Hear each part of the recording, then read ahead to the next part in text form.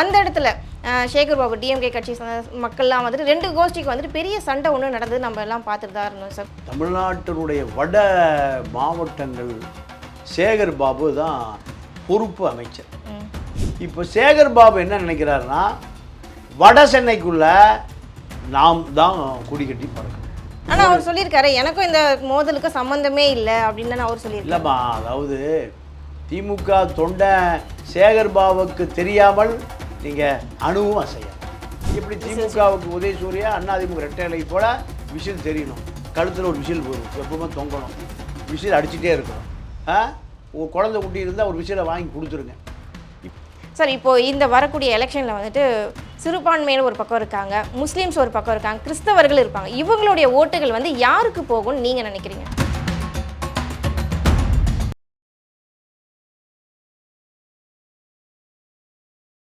Reporter Tamil நேயர்களுக்கு அன்பு வணக்கம். இன்னைக்கு நம்மளோட சிறப்பு நேர்காணலுக்கு வந்திருக்காங்க அரசியல் விமர்சகரும் மூத்த பத்திரிகையாளருமான திரு தமிழா பாண்டியன் சார். வணக்கம் சார். தமிழக வெற்றி கழகத்தை சார்ந்தவங்க வந்துட்டு தன்னுடைய கட்சிக்காக பாரிஸ் கார்னரில் இருக்க ஒரு இடத்துல அந்த மக்களை போய் சந்திச்சு வந்துட்டு ஆதரவு கேட்டிருக்காங்க. அதாவது எங்கள் சின்னத்தை நீங்கள் வாக்களிக்கணும், அந்த மாதிரி ஒரு போயிட்டு தேர்தல் பிரச்சாரம் மாதிரி, இன்னும் தேர்தல் டேட்டே அலௌன்ஸ் பண்ணலை, ஆனால் அவங்க போயிட்டு எல்லாருமே பிரச்சாரம் பண்ணியிருக்காங்க.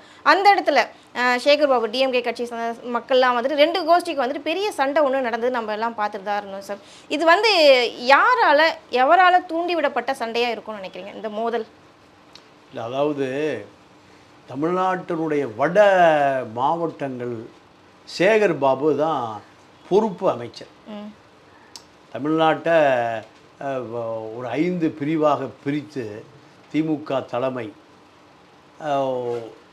கொங்கு மண்டலம் செந்தில் பாலாஜி, தமிழ்நாட்டுடைய முக்குளத்தூர் பகுதி அமைச்சர் வணிக வரித்துறை மூர்த்தி, நேரு திருச்சி மத்திய பகுதி, தமிழ்நாட்டுடைய வடபகுதி ஏவா வேலு, தென்பகுதி அதாவது சென்னை, காஞ்சிபுரம், திருவள்ளூர், செங்கல்பட்டு. யாருன்னா அறிவிக்கப்படாத அதிகார மையம் சேகர் பாபு. இப்போ சேகர் பாபு என்ன நினைக்கிறாருன்னா, வட சென்னைக்குள்ள நாம் தான் குடி கட்டி பறக்கணும். வட சென்னையை ஒட்டி இருக்கிற பகுதிகளில் துறைமுகம் பகுதி, ஆர்கே நகர், இங்கே திமுகவை தவிர யாரும் அரசியல் செய்துவிடக்கூடாது. ஏன்னா தான் அதிகாரத்தில் இருக்கோம். அப்போது விஜய் அந்த பகுதியில் வாக்கு கேட்க ஆரம்பித்தால் தன்னுடைய பலவீனம் எக்ஸ்போஸ் ஆகிடும் கட்சி தலைமைக்கு. திமுக தலைமை ஸ்டாலின் என்ன பண்ணுவார், இல்லைப்பா பகுதிக்குள்ளேயே முதல்ல பிரச்சாரத்தை ஆரம்பிச்சிட்டாங்க, நீ என்ன பண்ணிகிட்ருக்க, நான் இன்னும் தொகுதியை கட்டுப்பாட்டில் வைத்து கொண்டிருக்கிறேன் என்று கட்சி தலைமைக்கு செய்தி சொல்வதற்காக என்ன அவங்கள அடிச்சு வரட்டு. ஏன்னா அவர் அமைச்சர், அதிகாரம் இருக்குது. ஆனால் அவர் சொல்லியிருக்காரு எனக்கும் இந்த மோதலுக்கு சம்மந்தமே இல்லை அப்படின்னு அவர் சொல்லியிருக்காரு. இல்லைம்மா, அதாவது திமுக தொண்டை சேகர் பாபுக்கு தெரியாமல் நீங்கள் அணுவும் அசையும். சேகர் பாபு தான் மாவட்ட செயலாளர், சேகர் பாபு தான் தொகுதி மந்திரி, சேகர் பாபு தான் தொகுதி பொறுப்பாளர், இத்தனை சேகர் பாபு தான். நீங்கள் அரசியல்வாதி, ஏப்பா எனக்கே தெரியாதுப்பா என்ன நடக்குதுன்னு தெரியாது. திமுக என்ன பண்ணுவான், தொண்டர்களே கொடியோடு வாருங்கள் அப்படின்னு என்ன அர்த்தம், தடியோடு வான்னு அர்த்தம். கொடியை திருப்புனா தடி தடி. ஆனால் கலைஞர் என்ன சொல்லுவார், என் கட்சி தொண்டை பூரா கொடியோடு வந்தான், அதில் பெரிய தடி இருக்கும். அதுதான் சேகர் பாபு.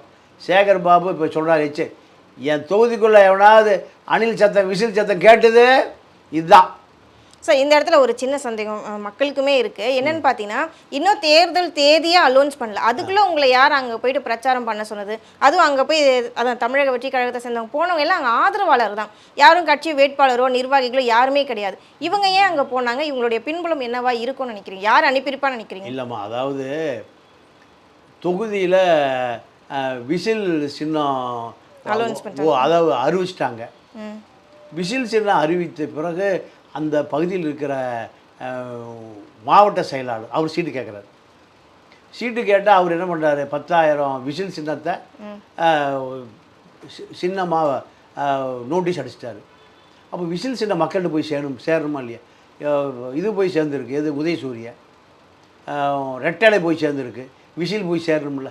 ஒரு டெஸ்டிங் தான், ஒரு 10,000 நோட்டீஸ் அடித்து அதில் விஜய் படத்தை போட்டு விசில் சின்னத்தை போட்டு மக்கள்கிட்ட பிரபலியம் ஆக்குவதற்கான ஒரு முயற்சி. தேர்தலை அறிவிக்கிற, ஆனாலும் தேர்தல் அறிவிப்பதற்கு முன்பே விசிலை கொண்டு போய் சேர்த்துணும்ல. ஒரு நம்ம எப்படி எடுத்துக்கலாமா சார்? விஜய் வந்து சொன்னார் இல்லையா, ஒவ்வொரு வீட்லயும் ஒவ்வொரு விஜய் இருக்கான்னு சொன்னார் இல்லையா, அதை டெஸ்ட் பண்றதுக்கான விஷயமா இருக்கலாம் இல்லையா? இல்லைம்மா, விஜயும் இல்லை திரிஷாவும் இல்லை, விசில் சின்னத்தை மக்கள்கிட்ட அறிமுகப்படுத்தினா ஓட்டு கிடைக்குன்னு நம்புகிறாரு. இது எல்லா மாவட்ட செயலாளருமே நோட்டீஸ் அடித்து செஞ்சுருக்காங்க. கட்சியுடைய கட்சியிலிருந்தே உத்தரவு போட்டிருக்காங்க. பொதுச்செயலாளர் புஷியே சொல்லியிருக்காரு. ஒவ்வொருத்தரும் அந்த தொகுதி முழுக்க விசிலை கொண்டு போய் சேர்த்துடணும். நம்முடைய சின்ன எப்படி திமுகவுக்கு உதயசூரியா, அதிமுக ரெட்டைலை போல் விசில் தெரியணும். கழுத்தில் ஒரு விசில் எப்பவுமே தொங்கணும். விசில் அடிச்சுட்டே இருக்கணும். ஒரு குழந்தை குட்டி இருந்தால் ஒரு விசிலை வாங்கி கொடுத்துருங்க. இப்படி உத்தரவு கட்சி தலைமையில் இருந்தேன். அதனால தான் அந்த பகுதி தோழர்கள் என்ன பண்ணுறான், இப்போ இந்த பரபரப்பு செய்து வந்தவர் விஜய் அவனை கூட பேசியிருக்காரு. அப்பா உனக்கு தான் சீட்டு. என்ன சீட்டு? கவுன்சிலர் சீட்டு. உள்ளாட்சி துறை தேர்தல் வருகிற பொழுது நீ தான் அந்த ஏரியா கவுன்சிலர். இப்படி அப்போ இதற்கான முதல் முயற்சி தான் இந்த விசில் சத்தம் பெருசாக வந்த பிறகு சேகர் பாபு கட்சி தலைமைக்கு சொல்கிறார், விசிலை அடிக்க வேணாம், உடச்சி விட்டாங்கிறார். அதெல்லாம் பிளாஸ்டிக் விசிலுங்க, நான் உடச்சி தூக்கி எரிஞ்சிட்டேன். இதுதான் முட்டல் முதல். இதெல்லாம் தேர்தல் வருகிற பொழுது இன்னும் அது பரபரப்பாக மாறும். இது அரசியல் கட்சிகளுக்கே உண்டான ஒரு சிறு சலசலப்பு, குறுகுறுப்பு, பரபரப்பு. சார், இப்போது இந்த வரக்கூடிய எலெக்ஷனில் வந்துட்டு சிறுபான்மையினர் ஒரு பக்கம் இருக்காங்க, முஸ்லீம்ஸ் ஒரு பக்கம் இருக்காங்க, கிறிஸ்தவர்கள் இருப்பாங்க. இவங்களுடைய ஓட்டுகள் வந்து யாருக்கு போகும்னு நீங்கள் நினைக்கிறீங்க? கிறிஸ்துவர் வாக்குகளை கவருவதற்காகத்தான் ஜான் ஆரோக்கியசாமி, ஜோசப் விஜய் 2 பேரும் கிறிஸ்துவ மிஷனரிகள்கிட்ட ஒரு நெருங்கிய தொடர்பு வச்சுருக்காங்க. இப்போ இந்த ஜான் ஆரோக்கியசாமியை 21 தேர்தலில் சீமான் என்ற சைமனுக்காக கிறிஸ்துவ மிஷனரி வாக்கை திசை திருப்பியவர் தான் இந்த ஜான் ஆரோக்கியசாமி. அவர் ஒரு மிகப்பெரிய இயேசு பக்தர். இந்த உலகம் முழுக்க இருக்கக்கூடிய கிறிஸ்துவ மிஷனரிகளோடு நெருங்கிய தொடர்புடையவர் ஜான் ஆரோக்கியசாமி.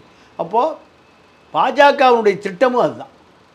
பாஜக டெல்லியிலிருந்து விஜய்க்கு போட்டு கொடுத்த திட்டமே திமுகவில் இருக்கக்கூடிய ஒரு 3% கிறிஸ்துவர் வாக்குகளை உடைத்து எடுத்தால் 6 கோடி பேர் வாக்காளர், 3% 63, 18, 20 லட்சம் பேர் திமுகவிலேருந்து உடைச்சி எடுத்தாலே திமுக தோற்று போயிடும்.